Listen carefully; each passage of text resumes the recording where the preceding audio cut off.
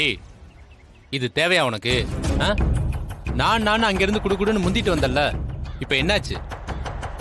இதெல்லாம் பண்றதுக்கு ஒரு குடுப்பனை வேணும்டி. கீழே விழுந்த தானியத்தை சிவனடியார்களான நாங்க ஏத்துக்க மாட்டோம். இல்ல, தப்பா எடுத்துக்காதீங்க சாமி. நான் இதை விட 2 மடங்கா தரேன். தாய், சிவனுக்கு உன் கையால வாங்குறதுக்கு விருப்பம் இல்ல போல இருக்கு. வேண்டாமா, நாங்க புறப்படுறோம்.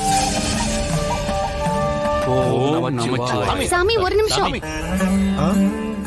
வீட்டுக்கு வந்த சிவனடியார்களை வெறும் கையால நாங்க அனுப்ப கூடாது. அவங்க கையால கொடுத்தத சிவன் ஏத்துக்காம இருக்கலாம், ஆனா என் பெரியம்மா கையால கொடுக்கறத கண்டிப்பா சிவன் ஏத்துப்பாரு. நீங்க அதை மறுக்காம வாங்கிக்கணும்.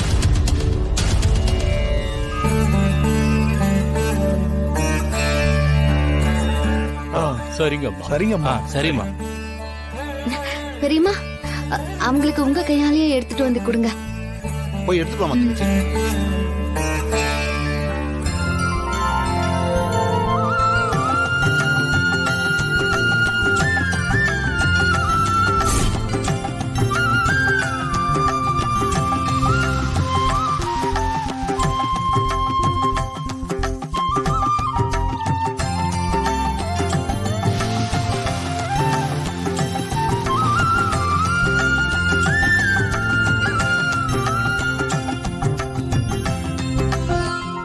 உங்க கையால தான் வாங்கணுங்கிறது அவனோட விருப்பம் போல. அத யாராலையும் மாத்த முடியாது. ஓம் நமச்சிவாய. ஓம் நமச்சிவாய. ஓம் நமச்சிவாய.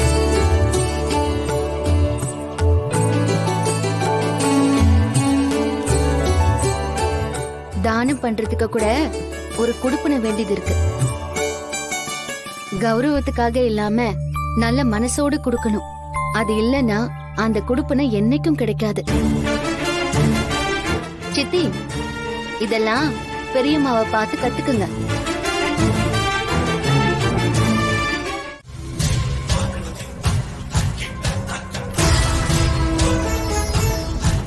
ஊனா, இங்க நடந்து டென்ஷன் ஆகாம என்ன பண்ணணும்னு சொல்லுமா.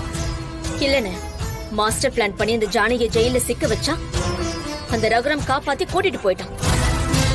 அந்த மாதிரி பஞ்சாயத்துல நடந்துடக்கூடாதுன்னு ரகுராம் முன்னாடியே ஜானகியை நிற்கதியா நிக்க வைக்கணும். அவமானத்துல ரத்த கண்ணீர் வடிக்கணும். பொண்டாட்டிய காப்பாத்த வழி தெரியாம ரகுராமுக்கு பித்து பிடிச்சு போகணும். கண்டிப்பா இது நடந்தே ஆகணும்னு. நீ கவலைப்படாதம்மா, நீ சொன்ன அத்தனையும் நடக்கும்.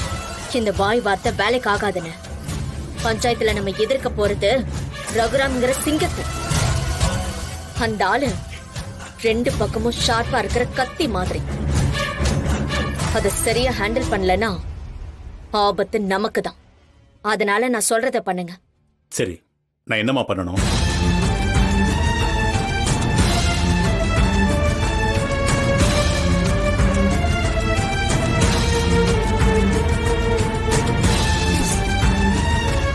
நான் சொல்றது எதுவுமே மிஸ் ஆயிடக்கூடாது. உடனே கிளம்புங்க. சரிம்மா, நான் பாத்துக்கிறேன்.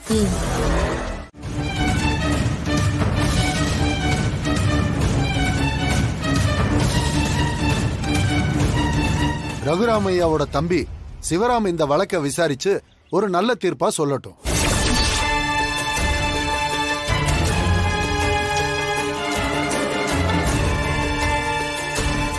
இல்லங்க, இத நான் விசாரிக்கிறது சரியா இருக்காதுங்க. நீங்க வேண்டான்னு மறுப்பு சொல்லக்கூடாது. அண்ணன் இல்லாதப்ப நீங்க தானே அந்த இடத்துல இருந்து தீர்ப்பு சொல்லிருக்கீங்க. அதனால இப்பவும் நீங்க தான் தீர்ப்பை சொல்லணும். இல்லங்க, என்னால முடியாது. இங்க உங்க அண்ணனோட பதவி உங்களை தேடி வருது. இப்படி வேண்டான்னு சொல்லாதீங்க. ஏய், நீ சும்மா இரு.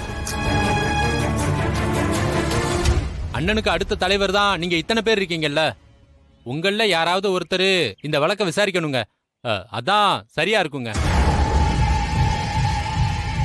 எல்லாரும் கூடி பேசிதான் இந்த முடிவை எடுத்திருக்கோம் ஐயா. ஐயா, உங்க தம்பி கிட்ட நீங்களே சொல்லுங்க ஐயா. சிவா, இந்த வழக்க நீ விசாரிக்கிறதுல எனக்கு ஒன்னும் ஆட்சேபனை இல்லை. ஏன்னா நாம பந்த பாசம் பார்த்து தீர்ப்ப சொல்ல மாட்டோங்கிற உறுதி எனக்கு இருக்கு. உன்னை நம்புறேன். இந்த வழக்க நீயே நடத்து. அண்ணா இல்லண்ணே, அது அண்ணன் சொல்ற. நீதியின் பக்கம் நின்னு குற்றம் சுமத்தப்பட்டிருக்கிறது உன் அண்ணின்னு கூட பார்க்காம நீ நல்ல தீர்ப்ப சொல்லு. என்னம்மா, அண்ணனையே வேண்டான்னு சொன்னோம், தம்பியை கொண்டு வந்து நிறுத்துறாங்க. இது எப்படி சரியா வரும்? சரியா வரும். அதான் எப்படி? தம்பிக்காரனை கொண்டு வந்து நிறுத்தணும் தான் நானும் காத்துக்கிட்டு இருக்கேன். அதுக்கு ஒரு காரணம் இருக்கு. அதோட அவனுக்கு ரகுராம் அளவுக்கெல்லாம் அறிவு கிடையாது. நாம எதிர்பார்க்கிற தீர்ப்ப அவன் மூலமாவே வர வச்சிடலாம். சரி, பார்க்கலாம். இந்த வழக்க சிவராமன் விசாரிக்கிறதுக்கு என்னோட முழு சம்மதத்தை தெரிவிக்கிறேன்.